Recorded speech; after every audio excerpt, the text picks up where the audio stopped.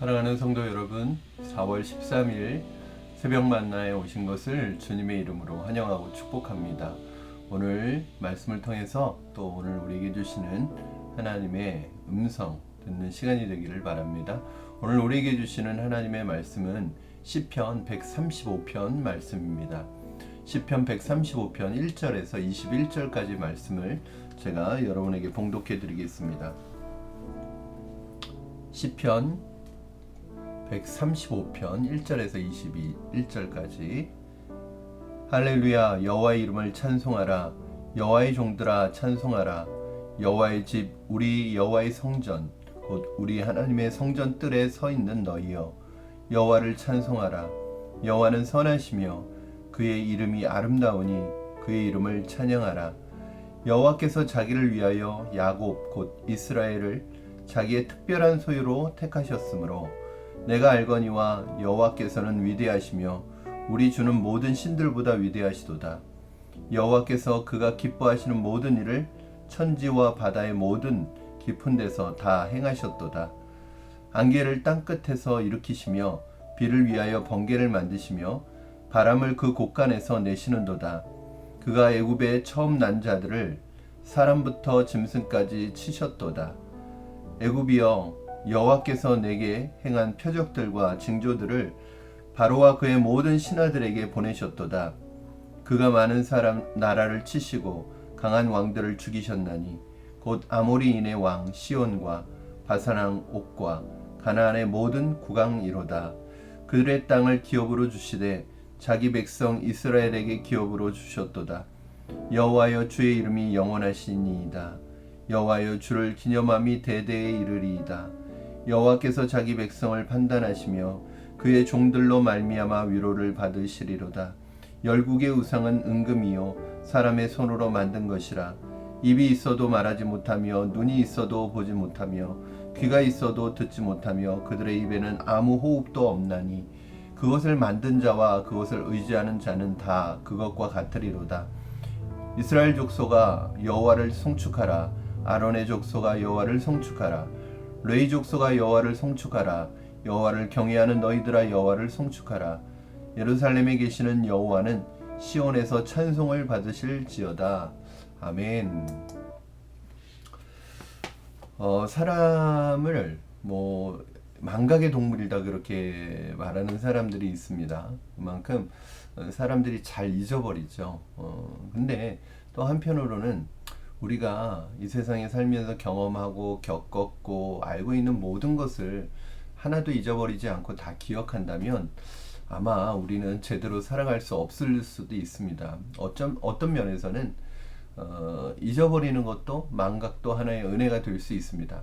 그러나 문제가 되는 것은 정말 우리가 잊어버려서는 안 되는 것들, 잊어버리면 안 되는 것을 잊어버리는 것은 문제가 되는 것이죠. 그렇죠? 특별히 저는 여러 가지 우리가 잊어버려서는 안 되는 것들이 여러 가지가 있을 수 있겠지만 그 중에서 은혜를 잊어버려서는 안 되지 않습니까? 그렇죠? 하나님의 은혜, 또 내게 호의를 베푼 사람의 은혜를 잊어버리지 않는 것, 이것이 굉장히 소중한 것이잖아요. 사람들 중에는 사실 이것이 안 되는 사람이 있습니다.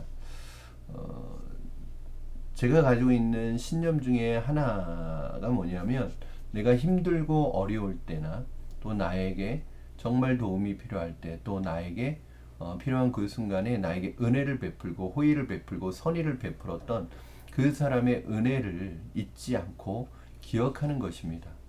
그것이 제가 가지고 있는 하나의 제 나름대로의 신념이에요. 사람들 중에는 이것이 안 되는 사람들이 많이 있습니다.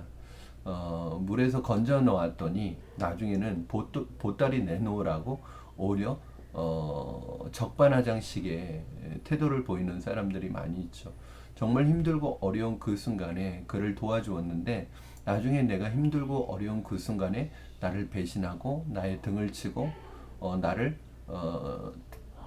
이용하는 사람들도 있는 것을 보게 됩니다. 그래서 가끔 그런 것을 보면 참 안타깝다는 생각이 들어요. 내게 호의를 베푼 호의와 사랑을 기억할 때 우리가 누군가가 나에게 베푼 호의와 사랑을 기억할 때 우리 안에 자연스럽게 일어나는 것이 무엇일까요?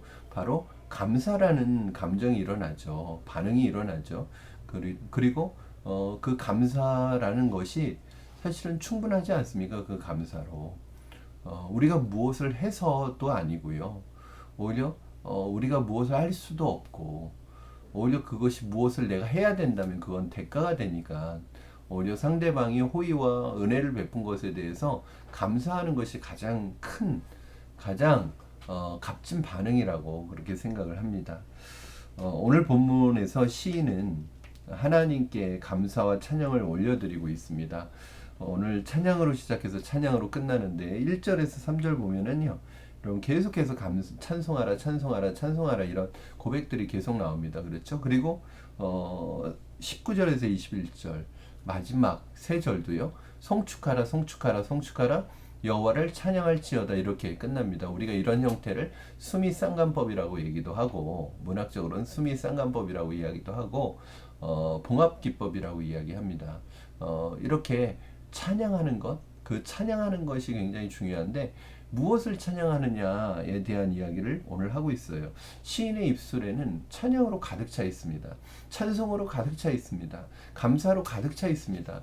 시인의 마음속에 이렇게 찬양과 찬송과 감사로 이 시인의 마음이 뜨겁게 풍성하게 일어나고 있는 이유가 뭐냐?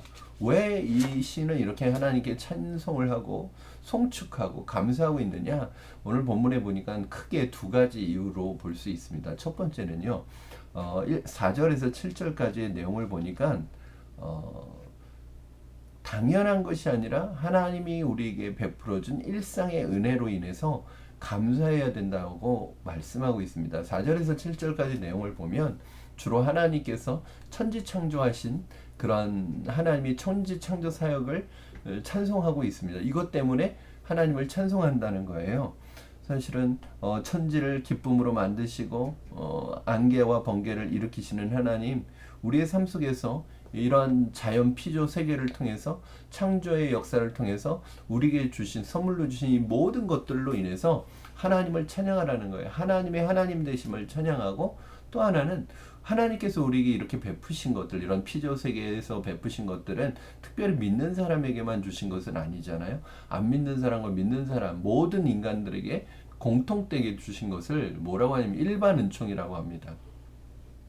이것은 예수 믿거나 안 믿거나 하나님의 백성이거나 아니거나 모든 사람에게 동일하게 비가 내리고 모든 사람에게 동일하게 공기가 있고 모든 사람이 동일하게 누리는 것, 이것을 우리는 일반 은혜라고 해요. 사실은 생각해보면 이 일상적인 이것이 얼마나 감사하고 얼마나 하나님께 찬양 드려야 되는 것인지 우리는 알 수 있습니다.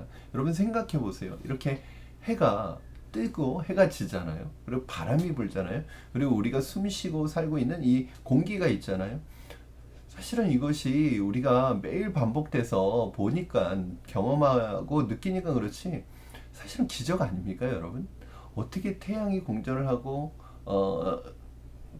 지구가 태양주위를 공전을 하고 지구가 자전을 하고 그리고 그 적절한 힘으로 항상 그 상태를 유지하고 있다는 거, 이것 자체가 기적이잖아요. 사실은 자연 세계의 법칙과 질서를 보면은 그 자체가 기적이에요. 그런데 우리는 왜 그걸 기적으로 생각하지 않을까요? 매일 반복되니까 일상이 돼버리니까 그걸 기적으로 생각하지 않는 것입니다. 사실은 기적도요, 계속 반복되면 그건 일상이 되는 것입니다. 사랑하는 여러분, 사실은 하나님께서 우리에게 허락하신 이 일상의 축복이 당연한 게 아니라 하나님의 은혜라는 사실을 기억하시기 바랍니다. 이건 너무 소중한 거예요. 사실은 우리는 아침에 눈 뜨면서 하나님 찬양해야 되는 것이죠. 이렇게 눈 뜰 수 있다는 것, 그리고 이렇게 좋은 공기와 좋은 날씨와 요즘 오늘도 이렇게 교회 바깥을 한번 나가 보십시오.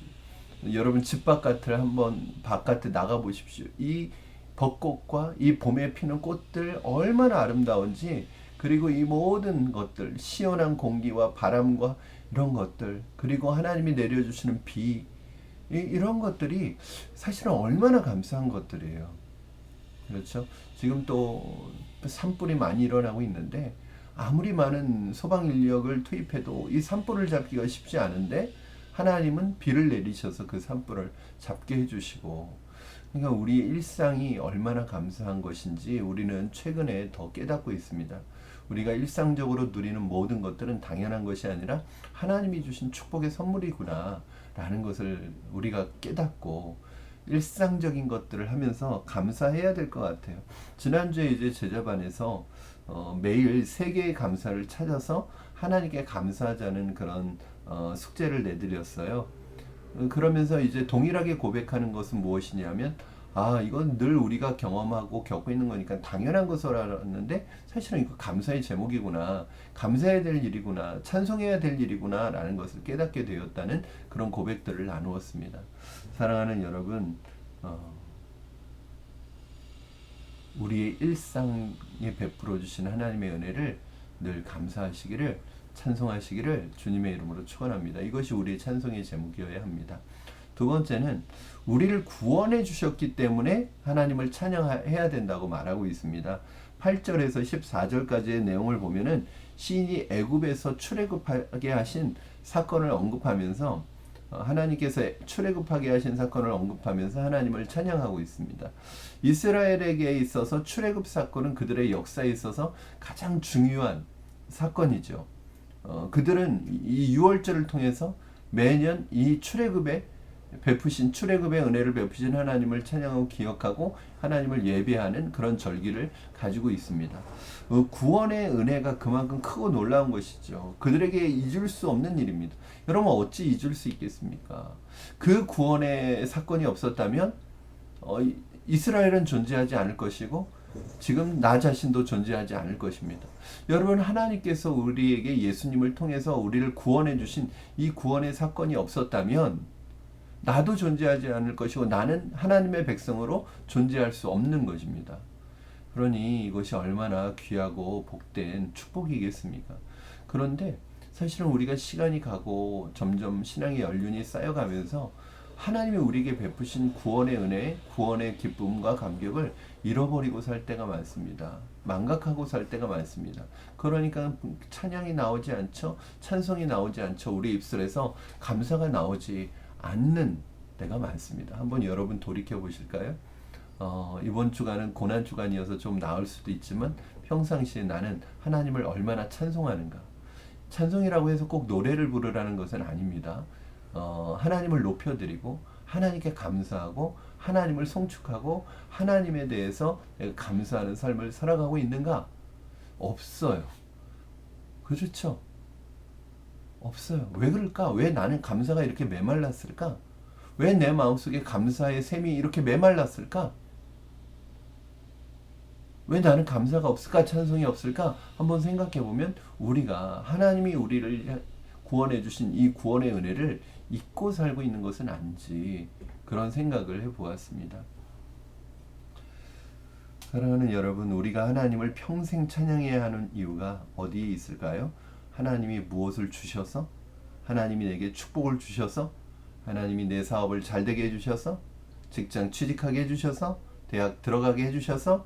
이것 때문에 감사해야죠. 그러나 우리는 이런 것들이 있어야 감사할 수 있을까요? 사실은 이것이 없어도 감사할 수 있을까요, 여러분? 감사할 수 있죠. 우리는 이것들이 없어도 평생 하나님 앞에 감사할 수 있죠. 왜냐하면 하나님이 우리를 구원해 주셔서 하나님의 자녀 삼아 주셨기 때문입니다. 여러분, 이 사실 하나만으로도 우리는 평생 하나님을 찬양하고 하나님께 감사할 수 있는 것입니다. 요즘 여러분에게 이런 감사와 찬양이 있습니까? 없다면 무엇이 문제일까요? 혹시 내가 하나님이 내게 베푸시는 은혜를 잊고 살고 있는 것은 아니지요? 기억하지 못하는 것은 아닙니까? 여러분, 하나님의 은혜를 잊지 마시고 기억하시기 바랍니다. 여러분에게 은혜를 준 사람들, 여러분이 어리고 힘들 때 은혜를 베풀고 여러분을 회복시키는데 마음을 모았던 그 사람들의 은혜를 잊지 마시기 바랍니다. 그리고 그들을 위해서 기도해 주시고 그들을 위해서 축복해 주시는 여러분 되었으면 좋겠습니다. 이것이 우리가 하나님 앞에서 살아가는 방법이고 사람과 함께 살아가는 아주 지극히 정상적인 삶의 방식이죠. 여러분 안에 오늘도 감사와 찬송이 풍성하게 일어나기를 주님의 이름으로 축원합니다. 기도하겠습니다. 살아계셔서 역사하시는 하나님 아버지 감사합니다. 오늘 이 시간에 하나님 우리가 찬양해야 될 이유가 있음을 다시 한번 발견합니다. 찬양할 수 있는 이유가 있습니다. 오늘도 찬양하게 하여 주시고 찬송하게 하시고 감사하게 하여 주시옵소서. 일상에 베푸신 하나님의 은혜를 기억하며 감사하게 하여 주시고 찬송하게 하소서. 하나님 일상은 당연한 것이 아니라 하나님의 은혜임을 기억하게 하여 주시옵소서. 아침에 일어나 눈 뜨는 것과 호흡하는 것과 하나님 꽃잎이 떨어지는 것을 보는 것과 바람이 부는 것을 보는 것과 맑은 공기를 마시는 것과 비를 맞을 수 있다는 것, 이 모든 것이 하나님 우리에게 일상에 베푸신 은혜인데 이것을 우리가 잊지 않고 하나님께 감사하고 찬송할 수 있게 하여 주시옵소서. 하나님 나를 구원해 주신 하나님의 은혜를 감사합니다. 고난주간을 보내며 특별히 나를 위하여 예수 그리스도를 이 땅에 보내셔서 나를 구원하신 그 구원의 기쁨과 감격, 하나님 그 구원을 받았음에도 내 안에 기쁨과 감격을 회복하지 않고 내 안에 기쁨과 감격이 없이 여전히 세상 사람들과 같은 삶의 방식을 가지고 살아가고 있다면 다시 한번 우리 안에 기쁨과 감사가 회복되게 하시고 내 입술에서 원망과 불평이 아니라 감사와 찬송의 입술이 될 수 있도록 축복하여 주시옵소서. 오늘 하루도 이 감사 속에 살아가게 하시고 이 감사를 붙들고 살아가는 우리들이 되게 하여 주시옵소서. 감사드리며 예수님의 이름으로 기도하옵나이다. 아멘. 사랑하는 여러분, 오늘 하루도 감사 가운데 살아가시기를 주님의 이름으로 축원합니다. 여러분 안에 하나님이 주시는 은혜에 대한 감사가 멈추지 않기를 바랍니다. 이제 고난주간 3일째가 지나가고 있습니다. 이제 고난주간이 반 지나고 있는데 남은 시간도 주님의 고난 묵상하시면서 그 고난을 나의 고난으로 삼는 저와 여러분 되기를 주님의 이름으로 축복합니다. 내일 또 새벽 만나에서 만나도록 하겠습니다. 감사합니다, 여러분.